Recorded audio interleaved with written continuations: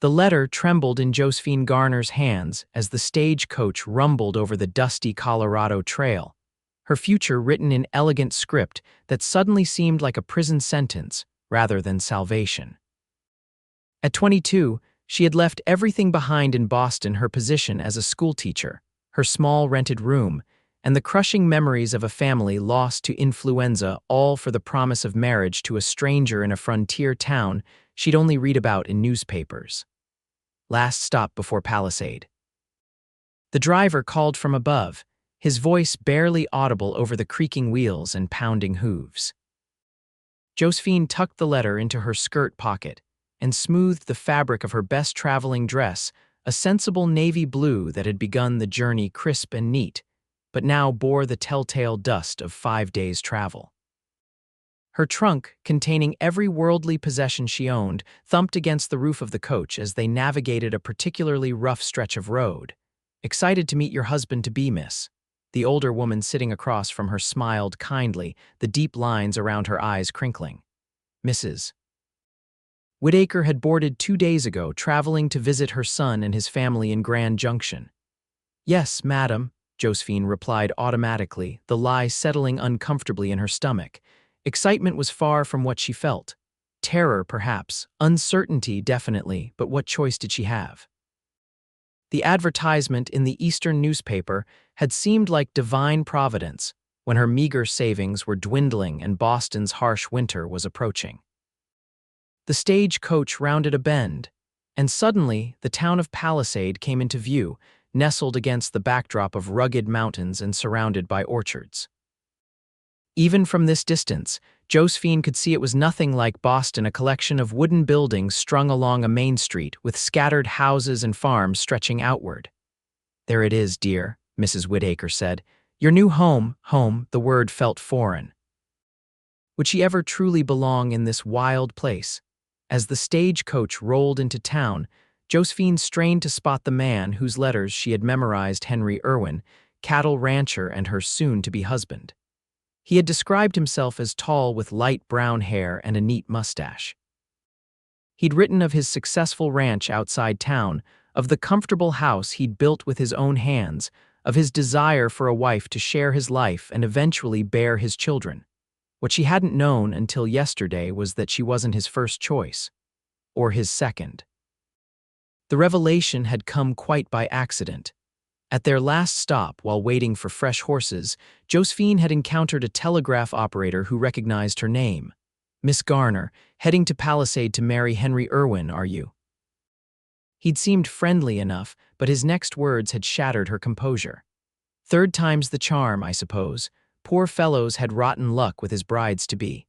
First one died of mountain fever before she even arrived, second one took one look at the frontier and hopped the next coach east."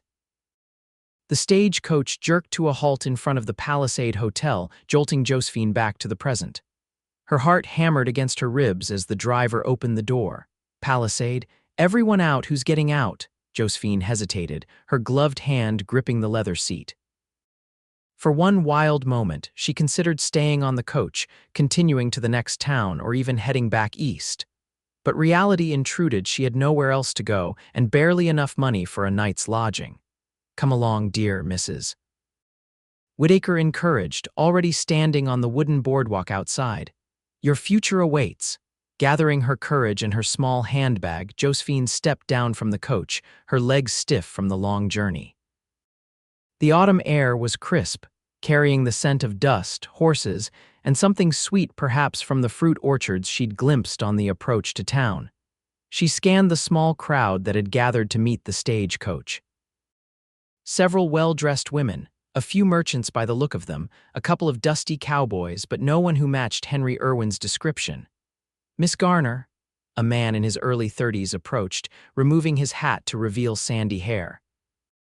He wasn't particularly tall, and his clean-shaven face bore no mustache. "I'm Sheriff Thomas Wilson. Mr. Irwin asked me to meet you and escort you to his ranch." Josephine's stomach tightened. "Is Mr. Irwin unwell?" The sheriff's expression was carefully neutral. "No, miss. Just unavoidably detained with ranch business. His foreman had an accident yesterday and he's short-handed. He sends his apologies and asked me to see you settled at the hotel for tonight. He'll come for you in the morning. Not even here to meet her." Josephine swallowed her disappointment and nodded. "I understand. Thank you for your trouble, Sheriff." "No trouble at all, miss. Mr. Irwin is well respected in these parts." He signaled to a boy who came running. "Billy, fetch Miss Garner's trunk and take it to the hotel." As the sheriff led her across the dusty street, Josephine felt the curious stares of the townspeople. She kept her chin up, determined not to show her uncertainty. This wasn't how she had imagined her arrival alone, unwelcomed by her betrothed, and now burdened with the knowledge that she was merely the third woman he had sent for, not someone specially chosen. The hotel was modest but clean, its lobby furnished with simple wooden chairs and a pot-bellied stove that radiated welcome heat. "Mrs. Turner," the sheriff called to the plump woman behind the desk, "this is Miss Garner, Mr. Irwin's bride-to-be. She'll need a room for tonight." Mrs. Turner's eyebrows rose slightly, but she smiled kindly. "Welcome to Palisade, Miss Garner. We're pleased to have you." She handed over a key. "Room 3, top of the stairs. Billy will bring up your trunk. Supper's at 6 in the dining room." "Thank you," Josephine said, taking the key. "Sheriff, please tell Mr. Irwin I've arrived safely." "I'll ride out and inform him directly," he promised, replacing his hat. "Rest well, Miss Garner." Alone in her small room, Josephine sank onto the narrow bed and finally allowed the tears she'd been holding back to fall. What kind of man sent for bride after bride, like ordering goods from a catalog? And what kind of man couldn't be bothered to meet his future wife when she arrived after days of difficult travel? Perhaps it wasn't too late to reconsider. She could take whatever position was available in town: housekeeper, laundress, anything that would allow her to earn her passage back east. A knock at the door interrupted her thoughts. She hastily wiped her tears and straightened her dress before opening it. A young woman stood there, perhaps a few years older than Josephine, her calico dress practical but pretty, her dark hair neatly pinned. "Miss Garner, I'm Martha Walsh, the doctor's wife. I hope you don't mind my calling on you, but news travels fast in a small town." Her smile was warm and genuine. "I thought you might appreciate a friendly face and perhaps some tea after your journey." Josephine hesitated only briefly before her loneliness won out. "That would be most welcome, Mrs. Walsh. Thank you." Over tea in the hotel's small sitting room, Martha proved to be a treasure trove of information about Palisade and its inhabitants, including, to Josephine's great interest, Henry Irwin. "He's a good man," Martha said, stirring sugar into her tea. "Hardworking, honest. His ranch is one of the most successful in the valley. Started with almost nothing 10 years ago and built it up through sheer determination." "Have you known him long?" Josephine asked carefully. "Since I arrived 4 years ago as Dr. Walsh's bride, Henry was one of the first to welcome us." Martha hesitated. "I should tell you there's been talk about his previous attempts at securing a wife." Josephine's cheeks flushed. "I heard something of that yesterday, that I'm the third woman he's sent for." Martha nodded sympathetically. "People here don't mean to be unkind, but in a small town, everyone knows everyone's business. The first woman, Elizabeth, did indeed die of mountain fever before reaching Palisade. The second, Caroline, arrived last spring but left within a week. I don't think she ever gave Henry a fair chance. Some women simply aren't suited to frontier life. And you think I might be?" Josephine couldn't keep the doubt from her voice. Martha studied her thoughtfully. "You've come this far, which suggests courage, and something in your eyes tells me you're not one to give up easily. But only you can decide if this life is for you." She set down her cup. "Just promise me you'll make that decision based on what you find here, not on rumors or wounded pride." After Martha left, Josephine stood at her window watching the sun set behind the mountains, casting the town in golden light. Tomorrow she would meet Henry Irwin. Tomorrow she would begin to discover whether she could build a life in this place so different from everything she had known. Sleep came fitfully that night, and Josephine rose with the dawn, washing her face in the basin and changing into her second-best dress, a forest green with modest lace at the collar. She repinned her honey blonde hair and practiced a composed expression in the small mirror. Whatever happened today, she would face it with dignity. She had just finished a simple breakfast in the hotel dining room when Mrs. Turner approached her table. "Miss Garner, there's someone here to see you." Josephine's heart leapt, but the man who entered the dining room wasn't what she had expected. Tall and broad-shouldered, yes, but his hair was dark as night, not light brown, and while he did sport a mustache, it was part of a short, neatly trimmed beard that framed a face tanned by the sun.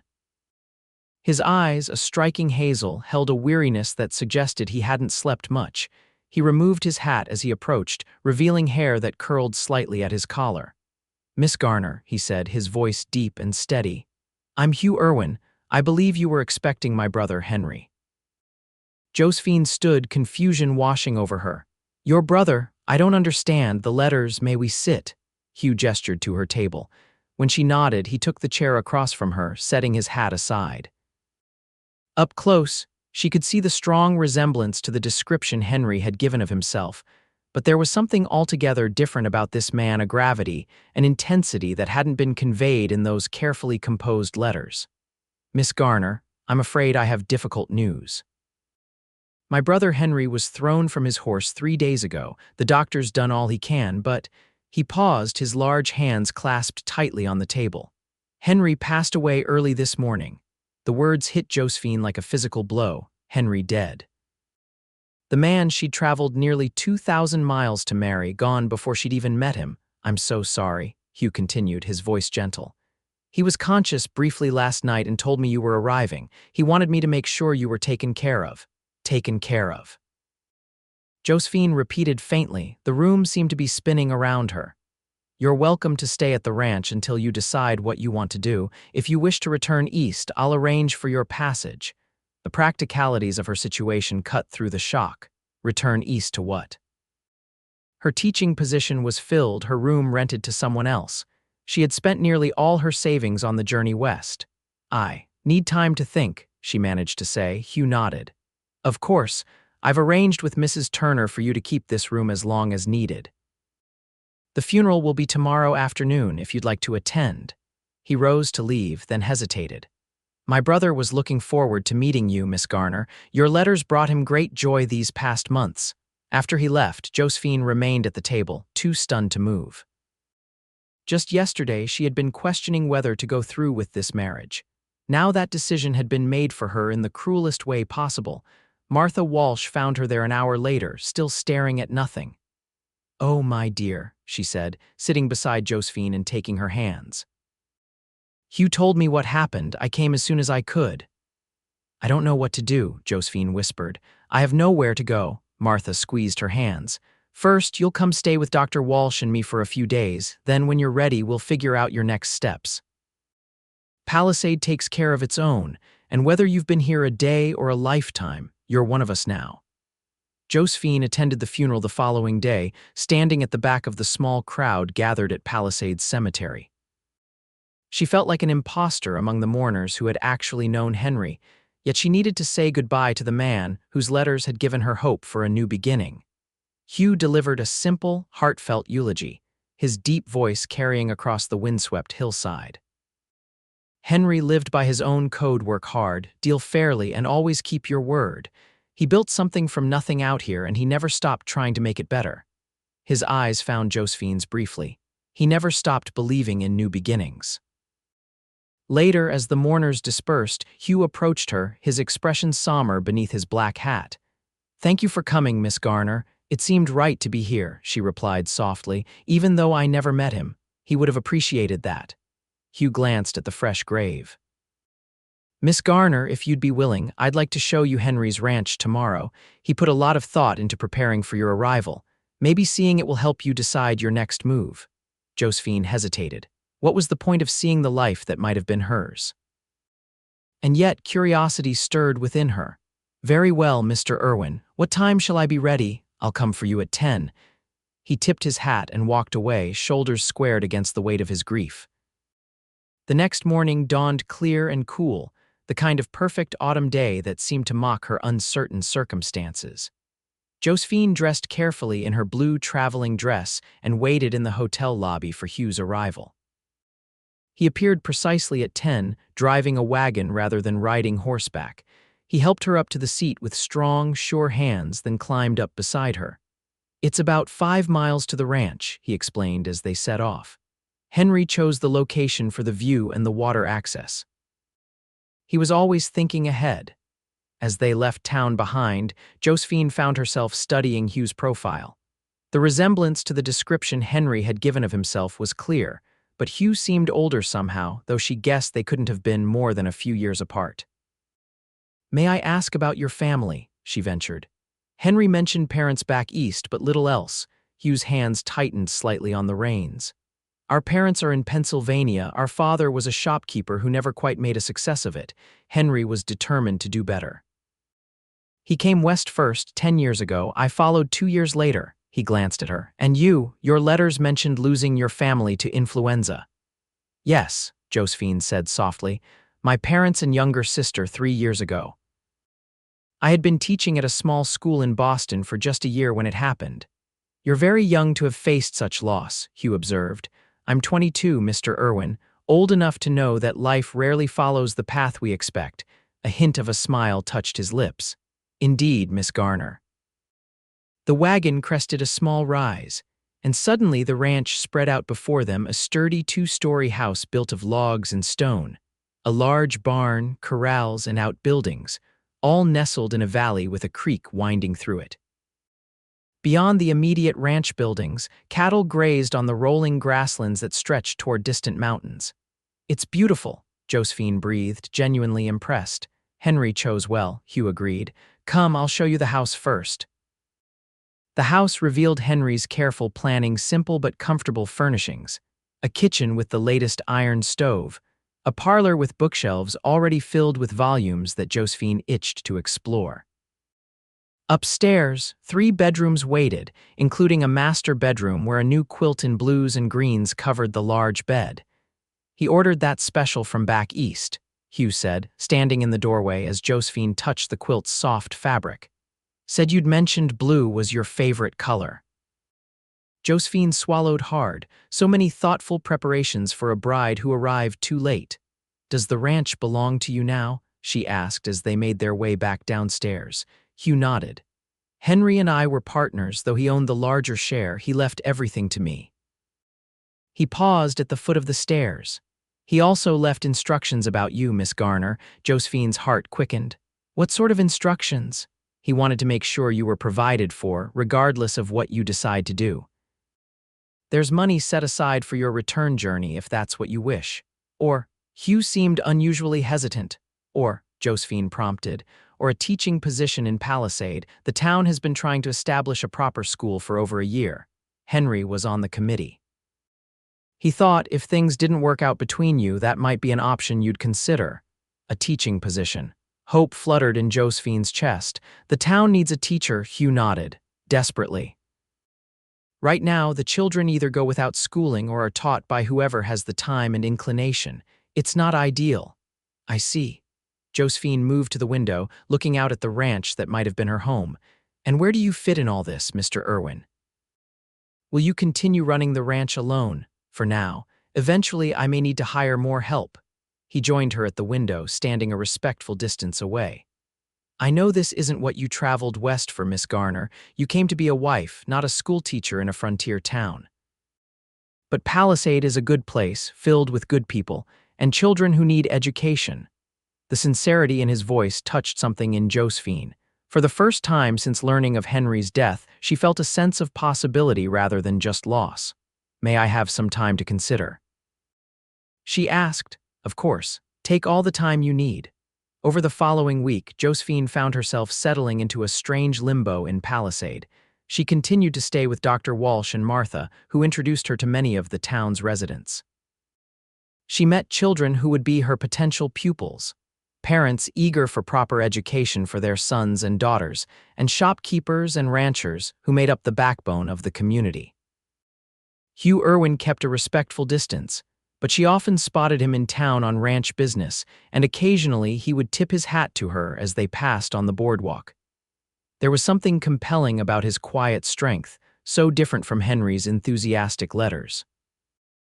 One afternoon, as Josephine helped Martha sort medical supplies in her husband's office, she finally voiced the question that had been troubling her.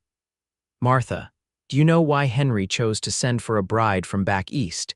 It seems there are unmarried women even in these parts." Martha's hands stilled on the bandages she was rolling. Henry tried courting locally first. There was a widow from Grand Junction he was sweet on for a while, and later one of the rancher's daughters from south of town. She hesitated. But Hugh was always the one the local girls set their caps for, even though he showed little interest. I think Henry got tired of being overlooked in favor of his brother. "So he decided to find someone who wouldn't know the difference," Josephine said, unable to keep the bitterness from her voice. Martha shook her head. "That's not fair, Josephine. Henry was a good man who wanted a wife and family.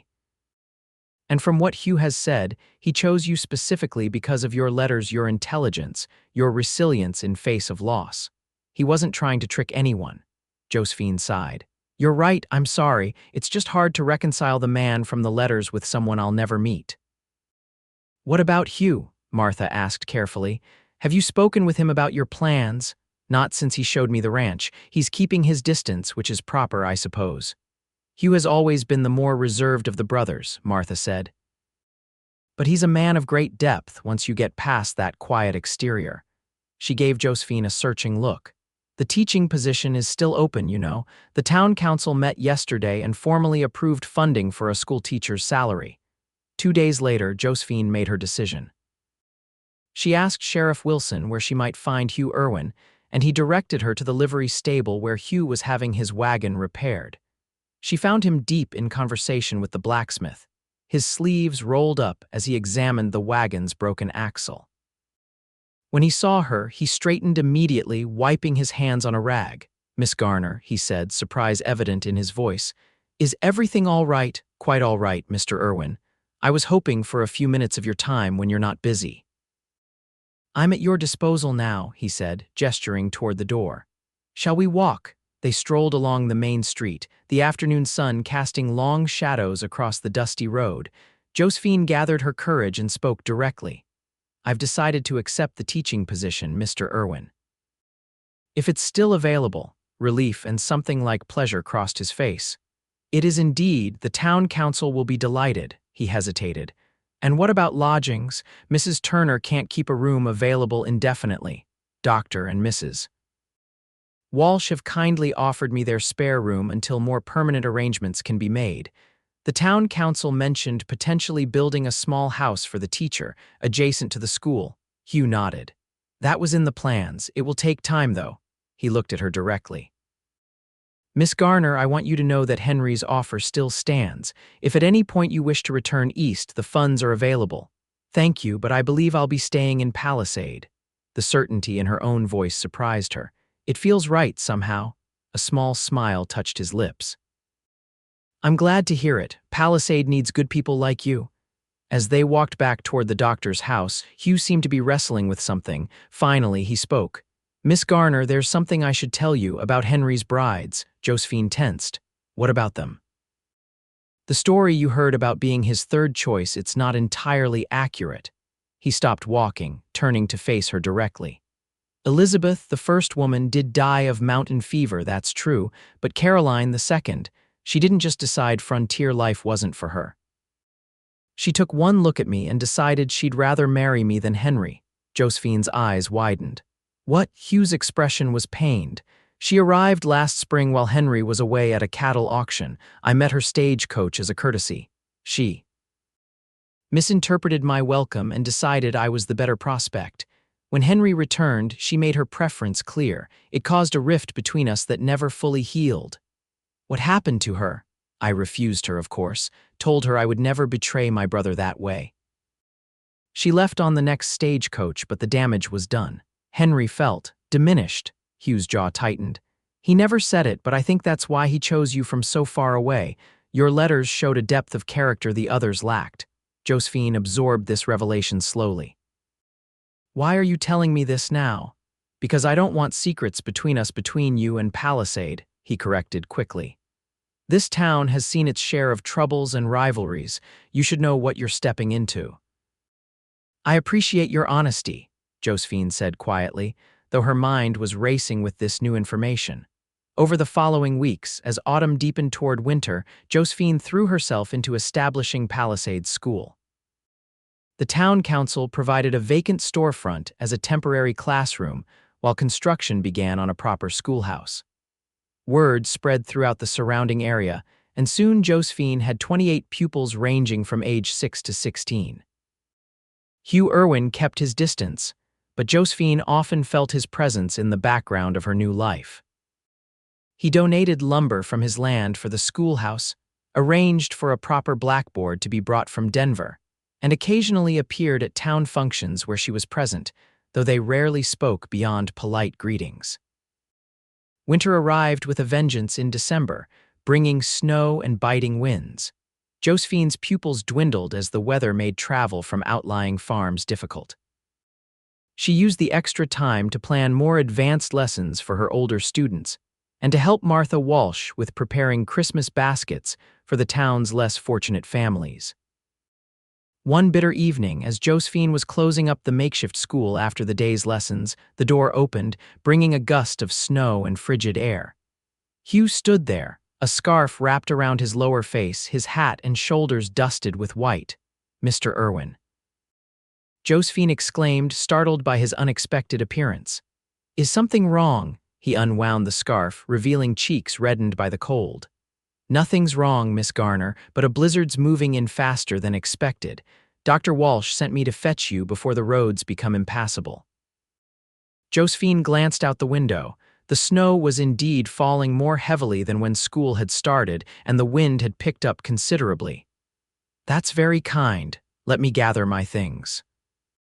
She quickly collected her books and teaching materials, wrapping her heavy woolen shawl around her shoulders. Her trunk had been moved to the Walsh's home weeks ago, so she had little else to bring. Outside, Hugh's wagon waited, the horses stamping impatiently in the increasing snow. He helped her up, then tucked a thick buffalo robe around her legs before climbing up beside her. "Hold tight," he advised, taking up the reins. "It's only a short distance, but this weather makes everything treacherous." The journey to the Walsh's house normally took less than 5 minutes, but the blinding snow and gusting wind slowed their progress to a crawl. Halfway there, one of the horses stumbled and the wagon lurched alarmingly to one side. Hugh cursed under his breath, jumping down to check the animal. "Picked up a stone," he called up to Josephine, "and the wheel's stuck in a drift. We need to lighten the load." Josephine didn't hesitate, climbing down despite his protests. The wind immediately cut through her clothing, and snow pelted her face as she helped Hugh free the wheel and check the horse's hoof. By the time they got the wagon moving again, they were both half frozen. "Too dangerous to continue," Hugh shouted over the howling wind. "My place is closer. We'll wait out the worst there." He turned the wagon away from the Walshes and toward his own small house at the edge of town.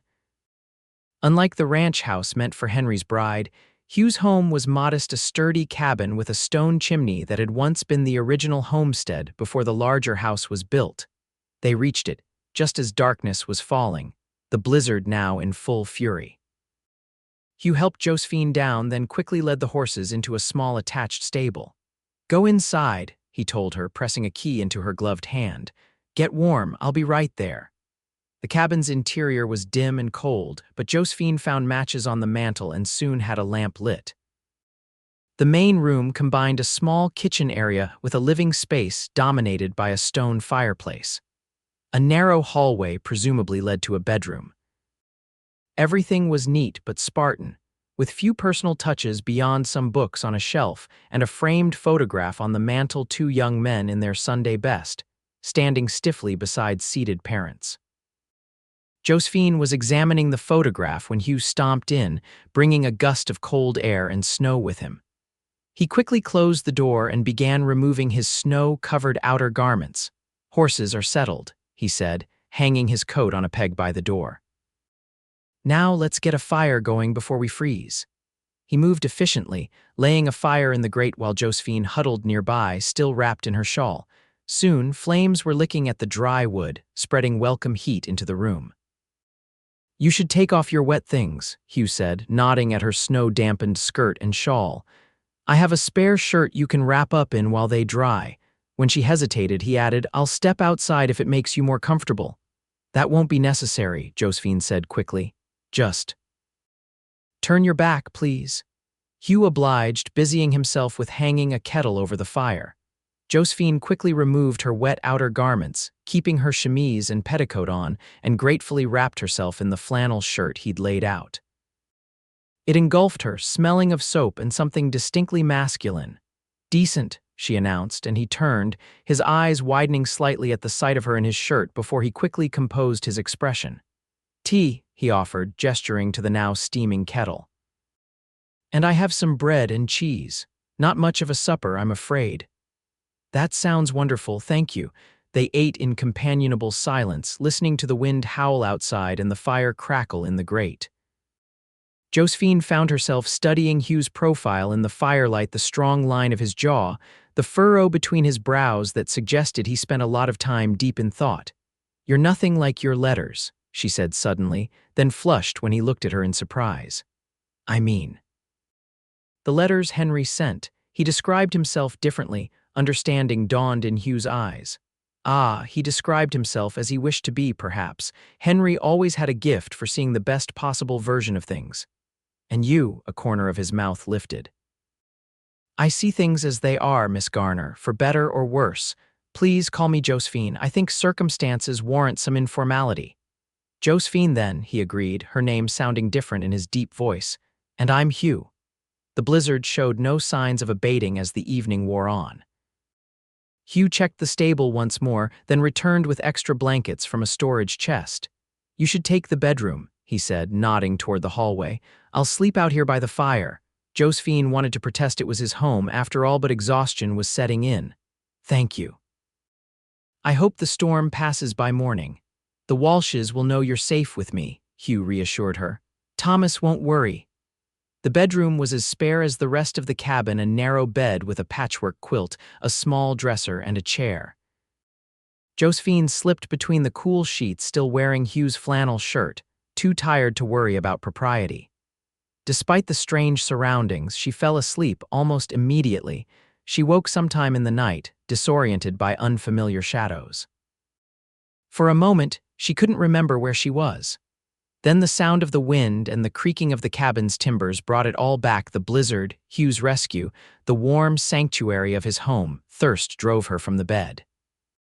She wrapped a blanket around herself and padded quietly to the main room, expecting to find Hugh asleep by the banked fire. Instead, he sat awake in a chair, staring into the glowing embers, a book open but apparently forgotten in his lap. Can't sleep? She asked softly. He looked up, startled. Josephine, did I wake you? No, just thirsty. She moved to the kitchen area and poured herself water from a pitcher. Why are you still awake? Hugh closed his book. Too many thoughts, he gestured to the chair opposite his. Join me, unless you're heading back to bed. Josephine hesitated only briefly before sitting. The fire's glow cast a warm light across his features, softening them. What thoughts keep you awake, Hugh? He was quiet for so long she thought he wouldn't answer. Finally, he said, I was thinking about choices. How they shape our lives in ways we can't foresee. His eyes met hers across the space between them. Henry chose you for reasons of his own. Fate brought you here too late for him, but perhaps at exactly the right time for Palisade. And for you. The question slipped out before she could reconsider it. Something flickered in his expression, vulnerability, quickly masked. I've learned to be careful with hope, Josephine. The weight of unspoken things hung between them. Josephine found herself wondering what might have happened if she had arrived to find two brothers waiting, if she had been given a true choice. We should try to sleep, Hugh said, breaking the moment. Tomorrow will bring work, storm or no storm. Morning revealed a transformed world, everything blanketed in pristine white, the storm having moved on during the night. Hugh hitched the now rested horses to his wagon, and they made their way carefully to the Walsh's house, where Martha embraced Josephine with relief. We were so worried, she exclaimed, though Thomas insisted you'd be safe with Hugh. He was a perfect gentleman, Josephine assured her, though her cheeks warmed at the memory of their midnight conversation, the intimacy of sharing his home. Hugh tipped his hat to them both. Ladies. If you'll excuse me, I need to check on the ranch. Miss Garner, I'm glad you're safely delivered. With that, he was gone, leaving Josephine staring after him, feeling as though something important had been left unsaid. The weeks following the blizzard brought a subtle shift in Josephine's relationship with Hugh. He began to appear more regularly in town, often timing his visits to coincide with the end of the school day. Sometimes he offered her a ride if the weather was poor.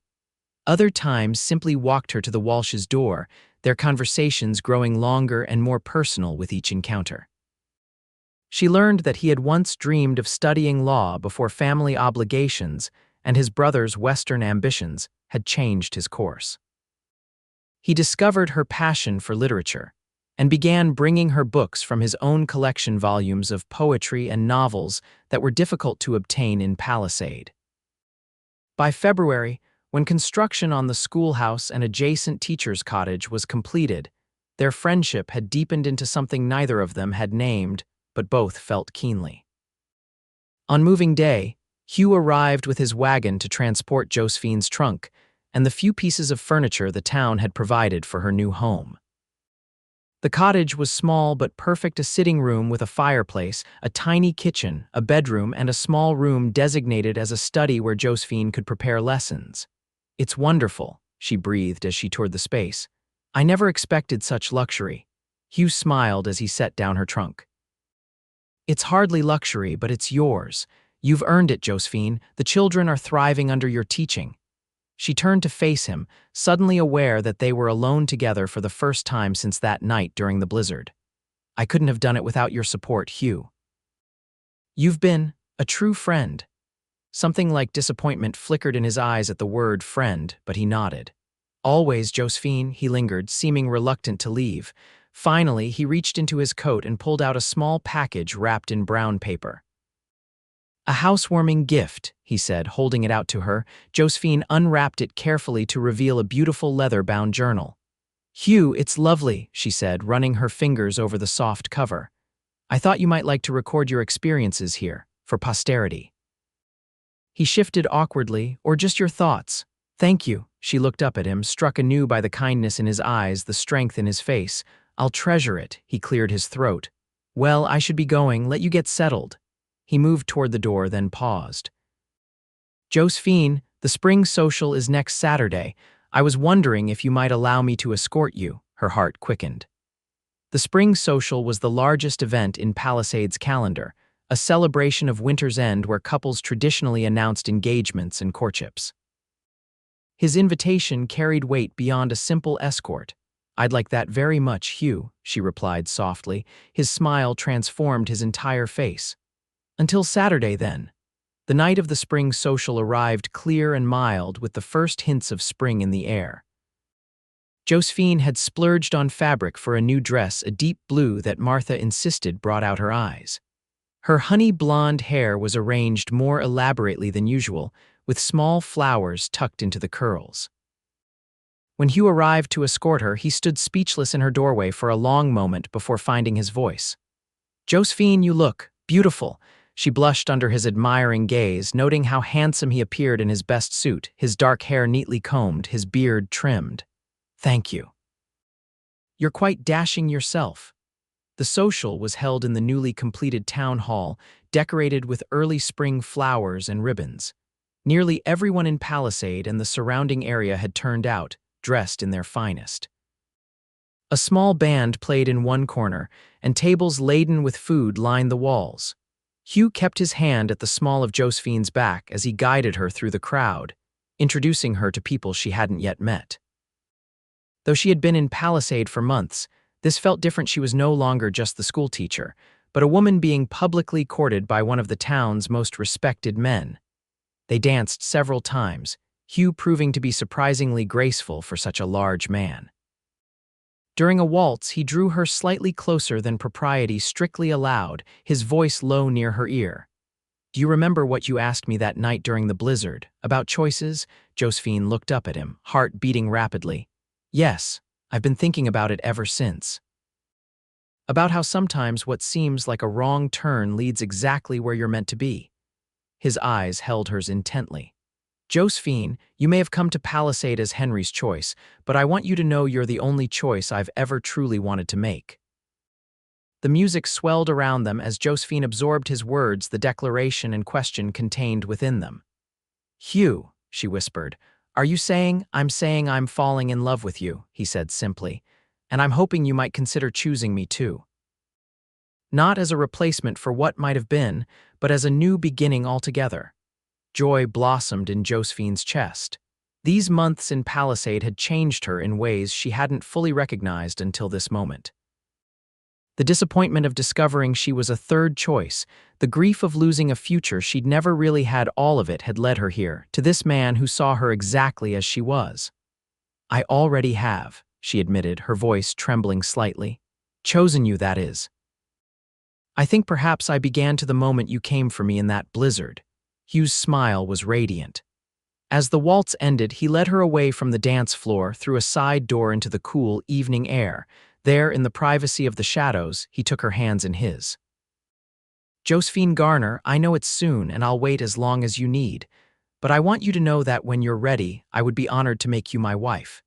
In answer, Josephine rose on her tiptoes and pressed her lips gently to his.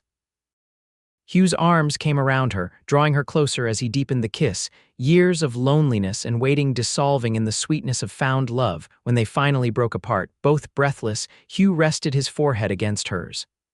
Is that a yes? He murmured. Josephine laughed softly. It's a not too soon at all. Yes, Hugh Irwin. Yes.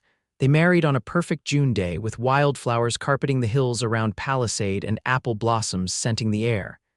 The entire town turned out for the ceremony held in the schoolyard that Josephine had made her own. Martha Walsh helped Josephine prepare in her little cottage, arranging her hair with trembling fingers. I knew from the moment I saw you two together, she confessed. There was something there even when neither of you could see it. I think part of me knew too, Josephine admitted. But I was so focused on what I'd lost, I couldn't see what was right in front of me.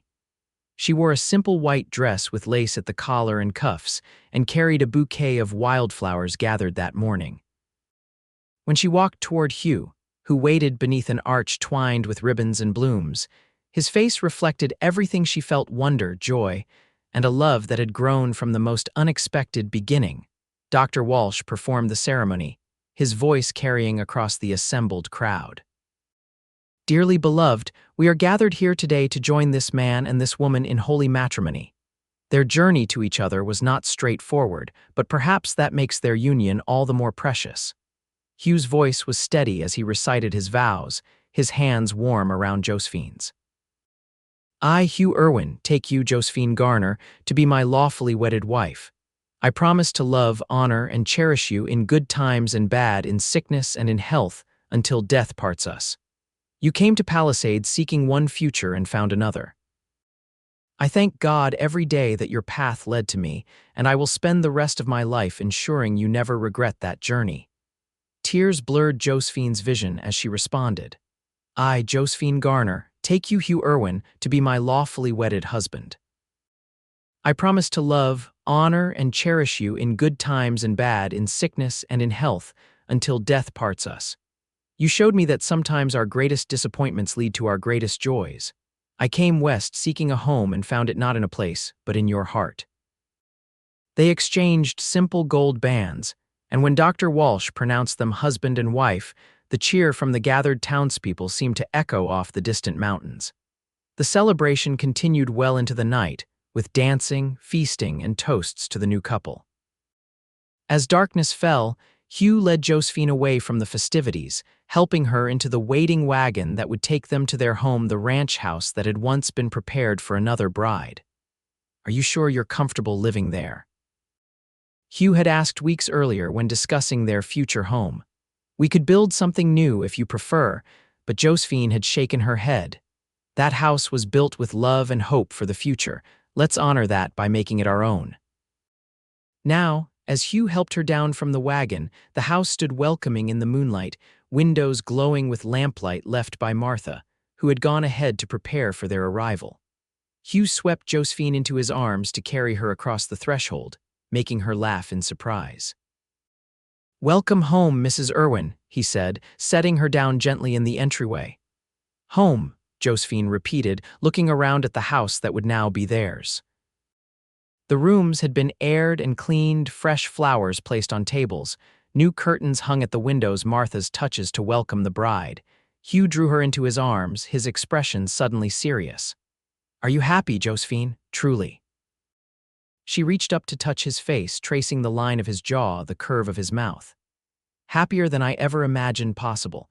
When I discovered I was Henry's third choice, I felt diminished somehow, but you, Hugh Irwin, you've made me feel like the only choice that ever mattered." His eyes darkened with emotion. "You are," he said simply, lowering his mouth to hers. "The only choice, now and always." Their life together unfolded with the changing seasons, the heat of summer giving way to crisp autumn, then the snows of winter, and finally the renewal of spring.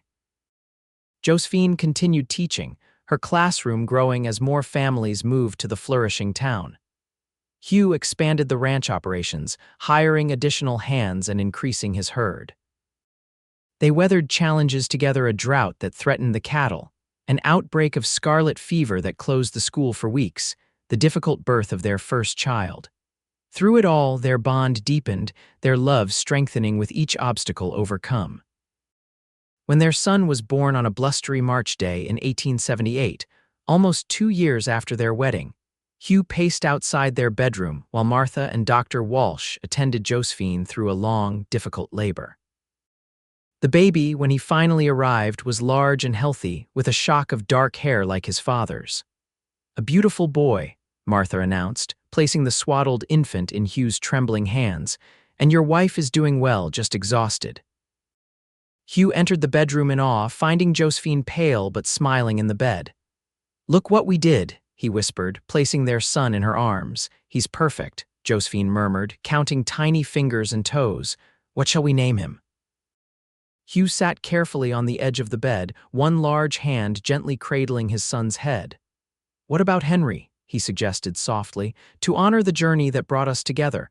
Tears welled in Josephine's eyes. "Henry," she agreed. "Henry Thomas Irwin." As their family grew, Henry followed by a sister, Emma, 2 years later, and then another boy, William. After that, the ranch prospered. Hugh added orchards like those that had first drawn settlers to Palisade, and they became known for both cattle and fruit.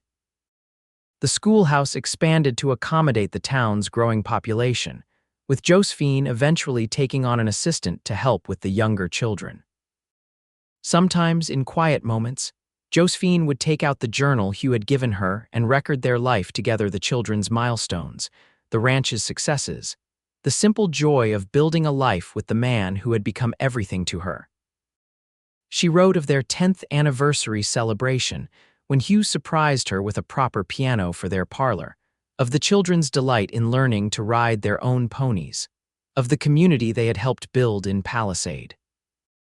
On their 15th anniversary, with the children staying at the Walshes for the night, Hugh took Josephine on a picnic to a hilltop overlooking their ranch. The valley spread below them, lush and green in the June sunshine, the orchards heavy with early fruit, cattle grazing contentedly in the distance. "Do you ever think about how differently things might have turned out?" Hugh asked as they sat side by side on a blanket, sharing a bottle of wine. "If Henry had lived, if you had married him as planned," Josephine considered the question carefully. "Sometimes," she admitted, "but not with regret. I believe we forge our own happiness from the circumstances we're given." "And you, Hugh Irwin," she leaned over to kiss him, a kiss still full of passion after 15 years. "You are the greatest happiness I could have imagined." Hugh drew her into his arms, holding her close as the sun began its descent toward the mountains. "Do you remember what I told you at the spring social all those years ago? That you were the only choice I ever truly wanted to make?" Josephine nodded against his chest. "I remember. It's still true," he murmured into her hair, now streaked with a few strands of silver. "Every morning I wake up beside you. It's a choice I make all over again, and I wouldn't have it any other way." As twilight settled over the valley, they gathered their picnic things and walked hand in hand back to their home, where lamps glowed in the windows, and the future stretched before them, a future built on an unexpected beginning, a mistaken third choice that had become the only choice that mattered. In the years that followed, as their children grew and eventually left to forge their own paths, as Palisade transformed from a frontier outpost to a thriving town, Hugh and Josephine Irwin remained its heart, and Soul the schoolteacher who had come as another man's bride and found her own destiny, and the quiet rancher who had discovered that sometimes life's greatest blessings arrive in the most unexpected ways. When their grandchildren gathered at their feet before the fire on winter evenings, begging for stories, Josephine would often tell them about her journey west as a mail-order bride, about arriving too late to meet her intended husband, about finding love where she least expected it. "But how did you know Grandpa was the one?" Little Sarah, their eldest grandchild, would inevitably ask, and Josephine would smile across the room at Hugh, his hair now completely silver but his hazel eyes still bright with the same love she'd first seen in them nearly 40 years before. "Because," she would answer, "when life gave us both a second chance, we were brave enough to take it. And that, my darlings, is the greatest adventure of all."